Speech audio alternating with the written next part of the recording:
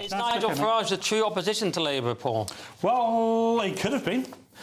Just been for a few more votes. Nigel Farage just 364,000 votes shy of becoming leader of the opposition, analysis shows.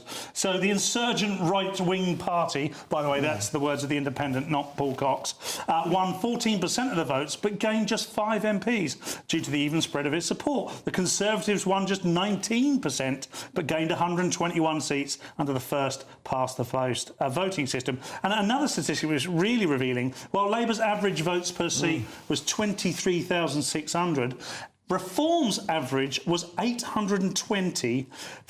Well, 821,000 per seat. The number crunching shows. So we've got this. This is a very This is just an extension of what we've been talking about: first past the post, proportional representation, percentage of the population. And Lewis and I could argue till the cows come home. But these are the peculiarities that make our electoral and democratic system frustrating. This system, but it's the same every country in the world. You can't. It's not like a democracy the way we know it. I heard it explained, and I don't remember how it was explained.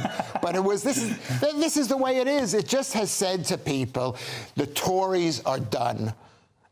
And next time you've got to vote for reform, or you got to say, you know what, we made a mistake, and we're going to make sure these Tories do what we want them to do. And in the same way as you've got to hand it to Keir Starmer and Labour for winning, you've really got to hand it to Farage here. He's taken a party from nothing to 5 seats and just 365,000 votes away from being the actual official opposition in the United Kingdom. I think that's huge. I mean, as we said, that's not the game the other parties were playing. It's first past the post, but it's pretty huge. It took the SNP 20 years to do this, Alex Salmond said himself. And its question is now, can they get more professional, like Farage says? Will that make them too bland, though, because they are different from the other parties? Will a sort of, rigorous vetting process make them too much like the other parties? You have to play by the rules of the game that's in front of you. There's no other way around it. Whether that means they become slightly blander and less avant-garde because they have to play by the rules, then so be it. No, it won't. No, it won't. We're argumentative. I know, sorry, because you're facing this guy. You've got to pay attention to me. You've barely spoken about 10 minutes. We'll listen to your nonsense, but